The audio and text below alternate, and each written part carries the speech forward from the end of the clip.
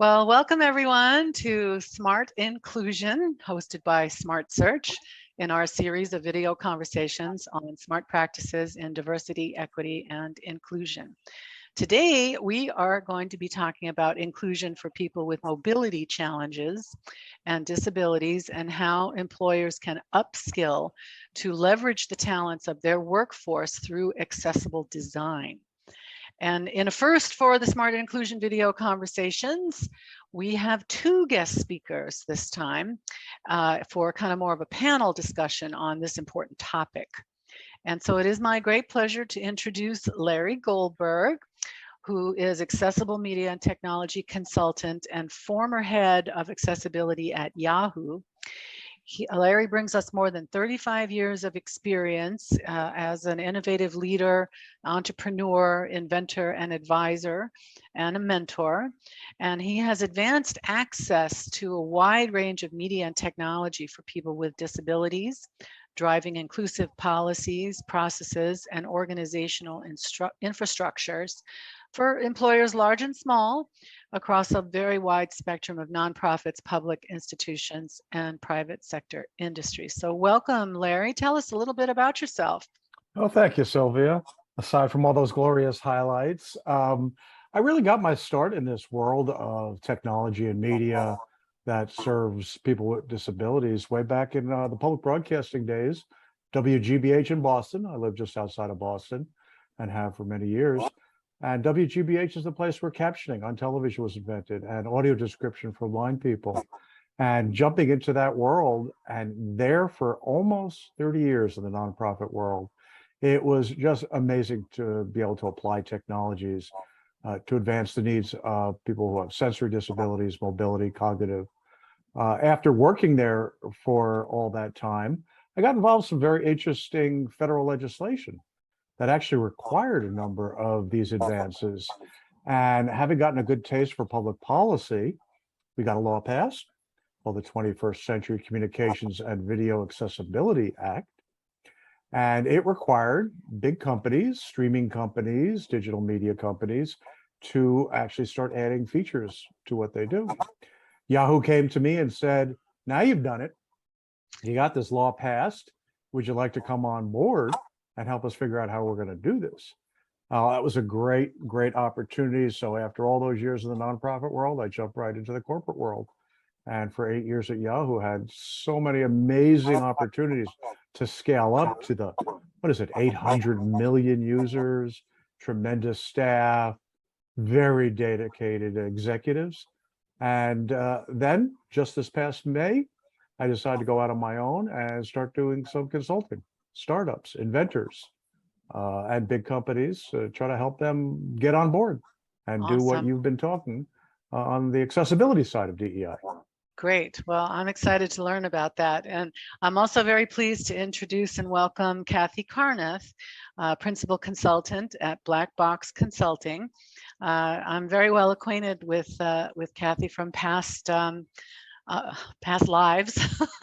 Kathy is an accomplished project and program management consultant, and she builds and manages strong cross-functional teams that support mergers and acquisitions, diverse cultures, change management strategies is a big part of her resume, and developing sustainable processes, policies, and organizational structures.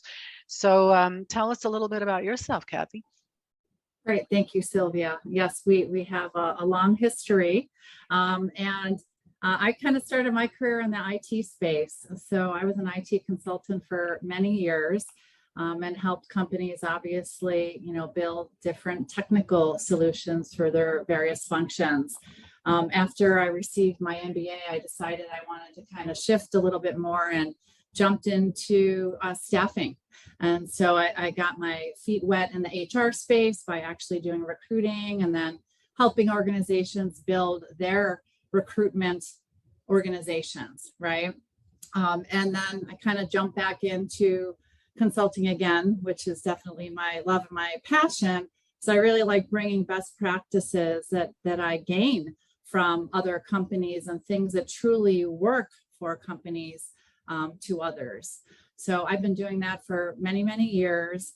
and really have focused a lot, again, on the HR space, probably the last, 25 years or so, again, helping companies in every different area of HR. So beyond recruiting, looking at benefits, building different onboarding solutions from scratch for organizations, helping immigration functions go from one vendor to another, build their processes, and of course, really supporting the organization structure. So what are the different roles and responsibilities that, each person plays within those different HR functions? Awesome. Well, and I want to thank you for putting me in touch with Larry and telling me about the work that Black Box has been doing in mobility and accessibility. I think it's very important.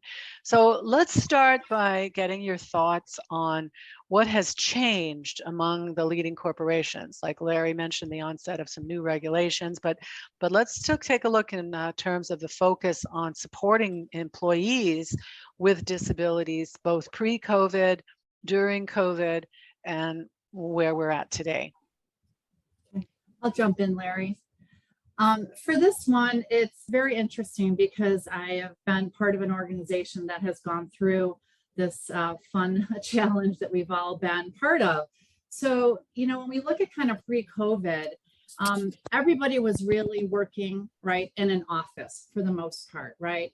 So when we needed to do an ADA or an ergo assessment for an employee that had a disability, we could have an individual that supported ergo assessments, an ergo assessor, go to someone's desk, look at their technology, look at their workstation, whatever accommodation they needed, they could be there with that individual, really talk to them and find out what are the challenges that they need, and then figure out a path forward. So it's a little bit easier. And then they could also come back and kind of reassess, right? Sometimes we implement things and the first time isn't always perfect, so we need adjustments. So that was a lot easier when everybody was in one place and we really could support those individuals. Now we go to COVID, right? COVID hits and boom, everybody is scrambling. And obviously in the HR world where really it hit that function a lot because they were the ones kind of taking care of a lot of the COVID issues, everybody went remote, right? We were all in lockdown. So initially, I think everyone thought this was going to be a temporary issue, right? A month, maybe 2 months tops. So as we looked at what do we do with individuals who had accommodations that were locked down in an office, how do we get them to their new home workspace, right? And a home workspace could have been, I don't know, I had one person who was working in a closet so that they couldn't hear their kids, dining room tables. Not everyone had like an extra office that they could actually work out of. So the challenge there was, how do we get some of the accommodations that were in an office to individuals at home? Do we purchase new ones for folks so they have an extra set at home? Do we have, again, facilities or security go into an office if they were allowed? Get that accommodation, maybe send it to an individual. If it was an assistive technology, again, do we purchase another one in case they don't even have their work laptop with them? So all of those kind of challenges and questions came into place. And again, no one kind of knew what was going to happen. So we thought it was temporary. So a lot of those initial solutions were, well, how do we kind of get through the next month or two, right? Obviously, having all this unfold, we realized that, this was more of a permanent thing and people were going to be working remotely outside of the office. So pivoting and deciding, again, what we're going to do with some of those accommodations, right? Right, and we've moved into the hybrid model now too, right? Yes, absolutely. And it's interesting because and part of one of the roles that I had actually at Yahoo was basically analyzing the global accommodations process and looking for gaps and figuring out, how we can fill those gaps and really put a robust, sustainable program in place. And through that, I interviewed quite a few employees with disabilities. And one of the things that was interesting is that when we sent everybody home, right, new challenges popped up as well that for some of us, we didn't really think about, but good example is video conferencing. So here the three of us are, and maybe an employee would be on a video conference with 5 or 6 people that they used to meet right in a conference room in an office together. So if you're hearing impaired, you can often read lips if that's part of what you do, and you can, gather conversations a little bit better. When we're virtual, that changes everything. A lot of the tools that we use do have closed captioning, but they're not great, right? And, and it happens where they're delayed, or it's not always the person talking that you see, in the closed caption. So it's really hard for some people to rely on things like that, right? Another thing that popped up from some of the employees that I interviewed were if they had, neurological disabilities, or they had sensitivity to like outside stimuli, they would get distracted on calls. So we could be on this call and maybe my dog barks in the background, or my child runs in and says it's lunchtime, which I think we've all been on those calls, right? And so you're taking away from the actual meeting. So a lot of things, that kind of popped up. And a couple of you have these on, but, that was one of the things somebody said is, having these for everybody really helps, because then you don't hear that background distraction, right? So that's something that a company could kind of do to help things as well. Great. I'm also wondering what kind of talents and skills are companies looking for in this field of accessibility and adaptation? Specifically, what gaps do organizations need to address for when they're recruiting people with disabilities? Yeah, it's been so interesting in just the past few years how these changes have come about.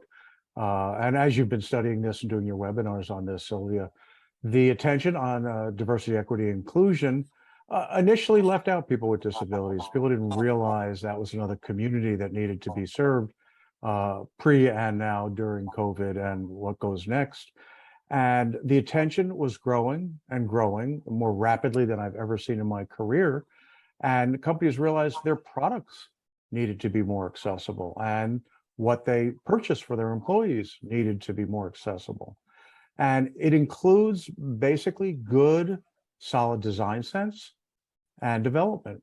I'll quote myself to say that good design is accessible design, and accessible design is good design. And the companies began to realize if we're designing for just a segment of the marketplace, we're not doing a good job. We're leaving people out. We're not doing good business. So understanding how to make a delightful user interface that's intuitive, and oh, by the way, also works if you have a cognitive disability or a hearing disability, began to come to the fore. And the development process, coders, there's some pretty straightforward basic coding skills for websites or apps that will just make your products so much better, but the students weren't coming out of college with that knowledge. So while I was at Yahoo, we put together an initiative called Teach Access. And it was really about driving the knowledge and learning of accessible design development to higher ed. And boy, did that quickly catch fire among all the major tech companies. They're all feeling that same pain. We hire new people. They don't have these requisite skills. We have to train them from scratch. And so we signed up a number of major universities. You can see all of what's going on at teachaccess.org. Got major support from all these big companies. The job description started adding. The main knowledge that you need is knowledge of the global standards for accessibility. They're widespread. They've been available for 20 years now. They get updated constantly. They're called the Web Content Accessibility Guidelines from the World Wide Web Consortium. And if we could hire someone that actually understood all the particularities of the WCAG, as we prefer to call it, what a great hire that will be. And so we did start putting that in our job descriptions across the board for all the big companies. Yeah, that is excellent. I really like how you mentioned that this dovetails into the products and services that a company is providing as well. Because one thing we've been talking about a lot is that candidates, job seekers, are like customers, right? So you have to give them that same experience. Once upon a time, Kathy, you remember Jerry Crispin? We talked about the 3 R's of like what consumers want, right? They want respect, they want responsiveness, and they want resolution. So when they visit your website as a buyer, right, or a consumer, that's what they want. Well, now there's a 4th R, and that 4th R is right away, right? You want it now. And all of these R's are also equally applicable to job seekers.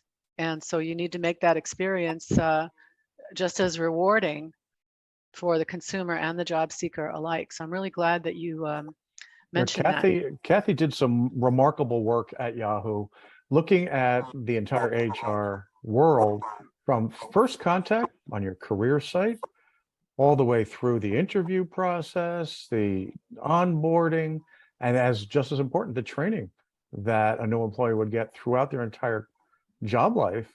All of that needs to be accessible and readily available and respectful, as all those things you brought up.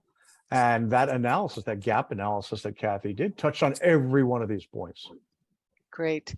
So what's the business case? I mean, obviously a company like Yahoo has a strong business case, but what's the business case for accessible design for people with disabilities, and why is that so important?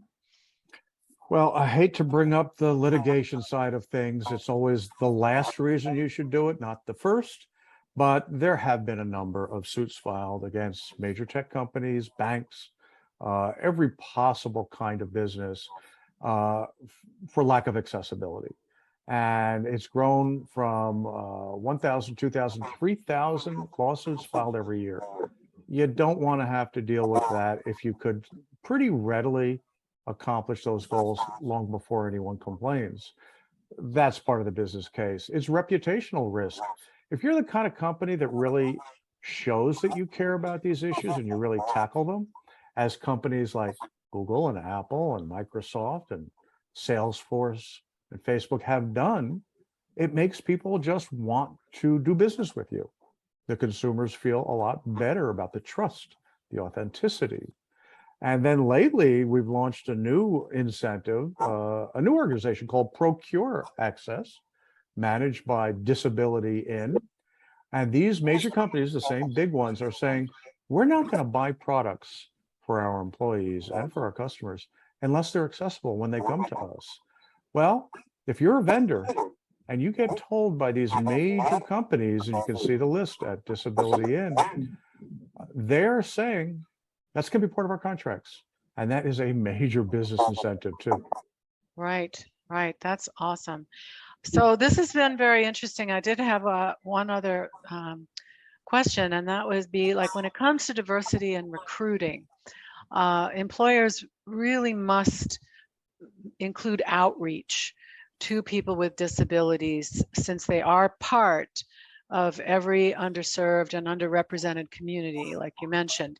So how can employers best weave in disability outreach into their overall diversity recruiting efforts? Great question. Yeah, it kind of goes back to what Larry was saying as well, is, you know, if you're a candidate, right, your first view into a company is most likely a career site, right? And you could be a customer, as we mentioned, but you need to make sure that you're really showing the world that you have an accessibility policy. It's easy for you as a candidate to request an accommodation, and that it's going to be fulfilled, right? It's one thing for a company to say, hey, you know, request an accommodation, and then someone does and they're not ready to fulfill that, right? So really having all of those things kind of front and center on the career site. And then as you go through the process and hire those individuals, those people are the best people to pull in, right, their community, right? So you get, hey, you know, I got a job at XYZ company. I told them right off the bat that I had a disability. They accommodated me all the way through the recruiting process, right? From a phone screen to an interview, which could be, you know, accommodation for an interview, could even be taking a couple more breaks during an interview time if that was needed. You know, seeing people, you know, at an office, assessment testing, So really helping those people all the way through. And then once they become an employee, again, they're your best voice, right? So I think that's the best way to do that. There are many job boards out there, and there are many ERGs in your organization, right? Employer resource groups, again, with communities that you can tap into. So there's a lot more resources, I think, than people realize, even local, county, state, and then if we look at global, countries often also have different organizations to help you hire people with disabilities. Right. Well, and Larry mentioned one I'm familiar with, and that's the Disability in people. So yeah, that's great. Very dedicated. That's some very smart startups have realized there's a need here, and they started focusing on recruitment among communities of people with disability. We've hired them. Inclusively is one of many, and they are amazing. They will filter for you like a good recruiter, but they'll make sure you get a good pool of applicants from the diversity of communities of people with disabilities. Great. Well, thank you both, Larry and Kathy, really for sharing your perspective on accessibility and how, you know, the HR and recruiting community can tap into these resources to do a better job, not just of DEI, but finding the right people for the right positions at the right time. And as SmartSearch is developing our HR technology platform to support diversity and recruiting, we're talking to people like you and our clients and vendor partners and industry advocates about the challenges and solutions that employers need for how they can create a more diverse and inclusive workplace. So thanks again, you guys. It's been a real pleasure, and appreciate you sharing your wisdom with us today. Thanks for inviting me.